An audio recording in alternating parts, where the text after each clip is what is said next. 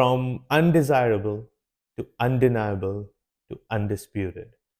That was the perfect line from the Raw after WrestleMania from Cody Rhodes. Hey everyone, this is Jay Mysterio. I'm just watched the Raw after WrestleMania and I want to share my highlights.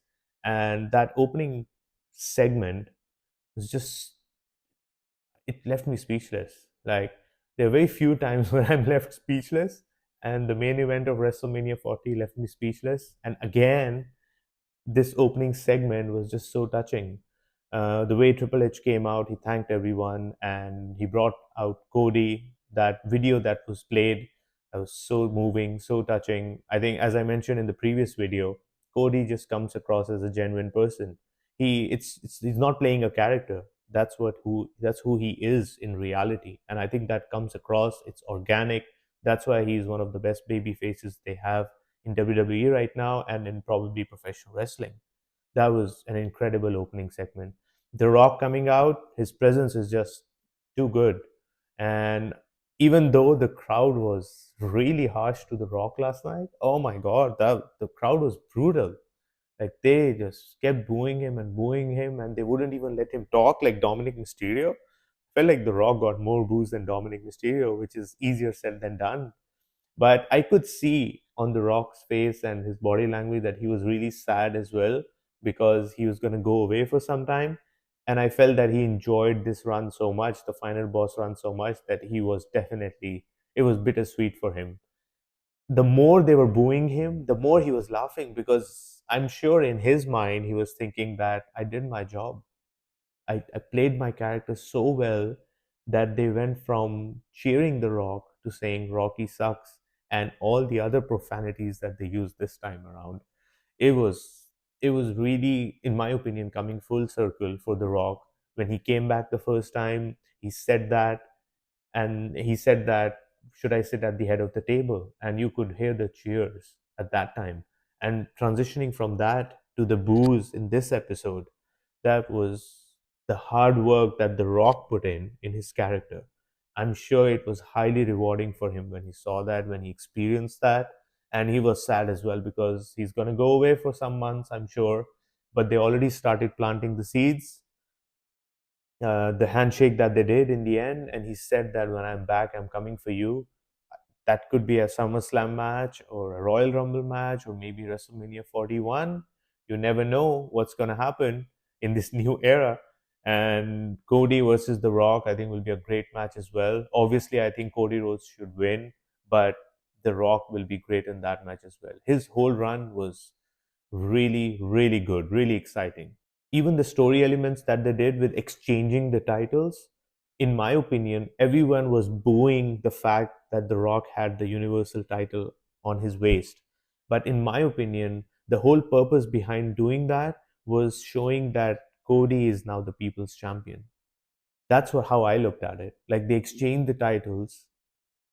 Cody is now the people's champion, and of course, he's the undisputed WWE champion. So, in a way, The Rock passed the torch to Cody. That was my takeaway from that segment. As we moved on from the opening segment, this Raw was had a lot of surprises from NXT roster. The next match was Nakamura versus Eli Dragunov. It was a good match, good back and forth. I think Eli Dragunov could have done much more. I've seen his NXT matches; he's really good, but this one was slower pace. I don't know, maybe they haven't worked together, but it was a good match. It was fun. The next match was The Awesome Truth versus The Judgment Day. I really enjoyed this segment when Damian Priest and Rhea Ripley were holding their titles high and R-Truth came from behind. Oh my God. That guy, R-Truth is a legend for sure. I think he should be in the Hall of Fame already. The match was good. John Cena being part of the match was a fun surprise. It was really good. John Cena is just so humble. Like, again, you can make an argument that he's the greatest of all times, but he's just so humble. And I really appreciate that. He's a great wrestler, he's a great human being, and the match overall was good too. Then we got the backstage segment where Liv Morgan attacked Rhea Ripley. I think it makes perfect sense. Ever since Liv Morgan came back, she's been mentioning how Rhea affected her career and she had to stay out of action for so long. So this makes perfect sense that Rhea will be facing Liv Morgan as her next challenger. Obviously, I think Rhea Ripley is still going to win, but I think it's going to be a great match and it's going to be a great feud. Really enjoyed that segment. Next match was Roxanne Perez, again from NXT, versus Indy Hartwell. And that was a good match as well. I really thought that Candice LeRae will interfere and then Indy will win. But it also made sense that Roxanne Perez will win because I think sooner or later she's going to be called up. She is so tiny, but she is such a great wrestler. Whenever I see Roxanne Perez, I always think about how much she would have struggled in her early days because people would have ridiculed her for the fact that she's so tiny and she wanted to be a wrestler. I'm sure she was made fun of in the beginning, but her skill, her talent is just undeniable. Again, like Cody Rhodes. So I think she's a great wrestler. She is the prodigy. I think she'll be really good in Raw or SmackDown, and really enjoyed the match as well. Definitely, she reminds me of Alexa Bliss as well. Like Alexa Bliss, again, not the biggest girl on the roster, but she's just so talented. Next up, it was Imperium versus Sami Zayn and Chad Gable. Chad Gable is a great wrestler. There's no denying that. I think Chad Gable is one of the best people they have on the roster. I really think that he should be a champion soon. I was actually thinking that at the end of the match, he's going to turn on Sami Zayn. I really thought that, and then that will set up the feud between Sammy and Chad. But based on the backstage segment later, I think they are gonna have a feud, but both of them will be baby faces. But I really think down the line, maybe Chad Gable will turn heel. I just have that feeling. I don't know. Might be true, might be not. But I'm not sure where this is going, whether Sammy's gonna drop the belt to Chad. But at some point, Chad should be a champion. Even if you watch the match tonight, if you got 10 minutes, watch this match.